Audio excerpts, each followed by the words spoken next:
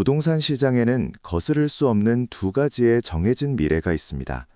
바로 공급의 절벽과 유동성의 폭주예요. 먼저 공급을 보겠습니다. 현재 우리가 겪고 있는 공급 부족은 갑자기 튀어나온 돌발 변수가 아닙니다. 이미 몇 년 전부터 예고된 정해진 현재이자 확정된 미래예요. 숫자로 보면 더 명확합니다. 인허가 대비 착공률은 60%대로 주저앉았어요. 허가는 났는데 실제로 공사를 시작하는 곳이 절반밖에 안 된다는 거죠. 공사비는 매년 20에서 30%씩 치솟고 있고 환율은 고공행진 중이에요. 수입 자재비와 인건비 부담은 건설사들을 사지로 몰아놓고 있습니다. 지금 당장 삽을 떠도 입주까지는 최소 4, 5년이 걸려요. 즉, 향후 3, 4년 동안 우리가 마주할 입주 보릿고개는 그 누구도 막을 수 없는 상수라는 뜻입니다. 여기에 기름을 붓는 것이 유동성이에요. 코스피는 5,000포인트를 돌파하며 자산 가치의 새로운 시대를 열었습니다. 특히 삼성전자와 SK하이닉스 등 반도체 부문화 성과금은 상상을 초월해요. 부부 합산 성과금이 세전 10억 원에 육박한다는 이야기가 블라인드와 커뮤니티를 달구고 있죠. 이 거대한 자금의 종착지는 결국 어디일까요? 좋은 차를 사고 해외여행을 가기도 하겠지만 결국은 안전자산인 부동산으로 스며들 수밖에 없습니다. 특히 이들의 직장과 가까운 용인, 평택, 수지 등 경기도 동남권은 이 거대한 유동성에 직격탄을 맞을 준비를 하고 있어요. 반도체 클러스터 주변 지역은 이미 들썩이고 있습니다. 자, 이제 정부의 6만 호 공급 대책을 살펴볼게요. 최근 정부는 서울 도심 유효 부지를 쥐어짜져 6만 호를 공급하겠다는 대책을 발표했습니다. 용산국제업무지구와 캠프킴 부지에 약 1만에서 1만 2,500호, 과천 경마장과 국군 방첩사 부지에 약 9,800호. 입지만 보면 그야말로 금사라기 땅이에요. 서울의 심장부와 준강남 입지에 대규모 물량이 들어온다? 정부의 의지는 확실해 보입니다. 영끌을 해서라도 땅을 찾겠다. 이번 대책이 끝이 아니다. 시장의 불안 심리를 차단하겠다는 거죠. 하지만 시장의 반응은 냉담합니다. 전문가와 시장 참여자들은 이번 대책이 당장의 불을 끄기엔 역부족이라고 입을 모아요. 첫 번째는 실현 가능성에 대한 의구심입니다. 우리는 이미 문재인 정부 시절 태릉 CC나 과천 정부청사 부지 공급 계획이 주민 반대와 지자체 갈등으로 어떻게 무산되었는지 목격했잖아요. 이번에도 비슷합니다. 오세훈 서울시장은 벌써부터 용산 만호 공급에 대해 과하다며 제동을 걸고 있고 과천 주민들은 경마장 대신 임대 아파트가 들어오는 것에 머리띠를 둘러매고 있어요. 경마장을 포천으로 옮긴다고요? 그 협의 과정에만 몇 년이 걸릴지 아무도 모릅니다. 두 번째는 시간의 간극입니다. 정부는 2028년 착공을 호언장담하지만 실제 입주는 2032년 이후가 될 가능성이 커요. 지금 당장 전세금이 오르고 집값이 불안해서 잠을 못 자는 분들에게 7년 뒤의 아파트는 그림의 떡일 뿐이에요. 7년이면 초등학생이 중학생이 되고 신혼부부가 학부형이 되는 긴 시간이잖아요. 이 시간에 보릿고개를 버티지 못하는 수요자들은 결국 다시 기축매수로 돌아설 수밖에 없습니다. 세 번째는 가격의 배신입니다.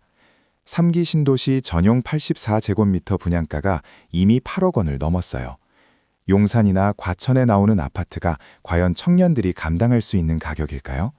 10억에서 12억을 훌쩍 넘길 텐데 대출 규제 속에서 이걸 어떻게 감당하겠어요? 임대 물량을 제외한 일반 분양분은 수백 대 1의 로또 청약이 될 거고 당첨된다 한들 그 다음이 문제입니다. 네 번째, 내 자리는 있냐는 거예요.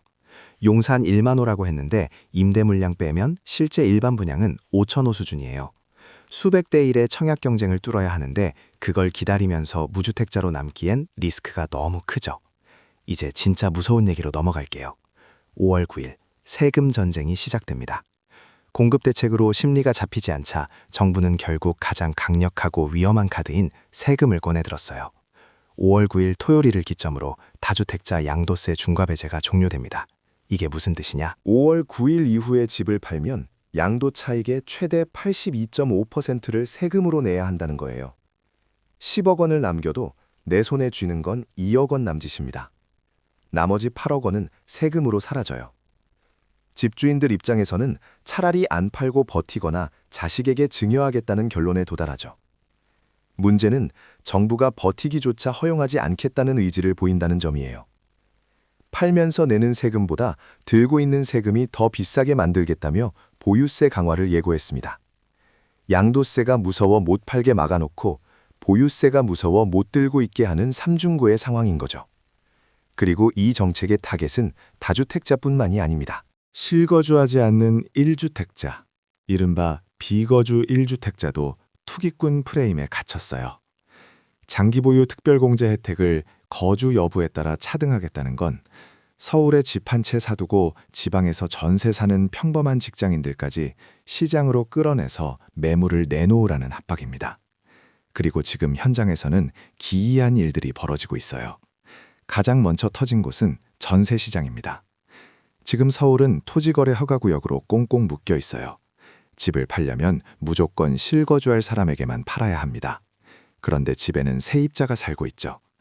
세입자는 계약갱신 청구권을 써서 4년을 살 권리가 있어요. 집주인은 5월 9일까지 잔금을 치르고 팔아야 양도세 폭탄을 피하는데 세입자가 안 나가면 매매 자체가 불가능합니다. 여기서 이삽이 1억이라는 괴담 같은 현실이 등장해요. 데드라인에 쫓기는 집주인의 약점을 아는 세입자들이 퇴거합의금으로 5천만 원에서 1억 원을 요구하는 거예요. 안 주면 나 갱신권 쓰고 버틸 테니 당신 세금 8억 내보든가. 이런 식의 갈등이 강남과 잠실 일대에서 실제로 벌어지고 있습니다. 또한 보유세 부담을 느낀 집주인들이 전세를 월세로 빠르게 전환하고 있어요. 전세 매물은 사라지고 월세 가격은 천정부지로 치솟습니다. 여기에 허그의 보증보험 비율까지 80% 이하로 낮아지면서 빌라와 오피스텔 시장은 초토화되었어요.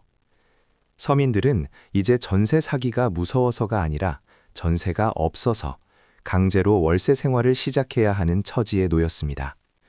그렇다면 이 혼돈의 시장에서 우리는 어떤 선택을 해야 할까요? 전문가들은 공통적으로 양극화를 경고합니다. 이제 서울에만 집착할 필요는 없어요. 이미 서울의 중위권 아파트보다 경기도 핵심지의 가격이 더 높게 형성되고 있습니다. 서울 3분위 아파트를 팔고 경기도 5분위, 특히 일자리가 풍부하고 철도망이 새로 깔리는 지역, 반도체 유동성이 유입되는 동남권은 서울 웬만한 지역보다 높은 상승 탄력을 보일 겁니다. 지방으로 눈을 돌려보면 울산을 주목해야 해요. 전세가율이 76%를 넘어서면 전세가가 매매가를 밀어올리는 현상이 필연적으로 발생합니다. 공급 부족이 이미 가격에 선반영된 대구나 부산의 핵심지도 밸류에이션 측면에서 매력적인 구간에 진입했어요.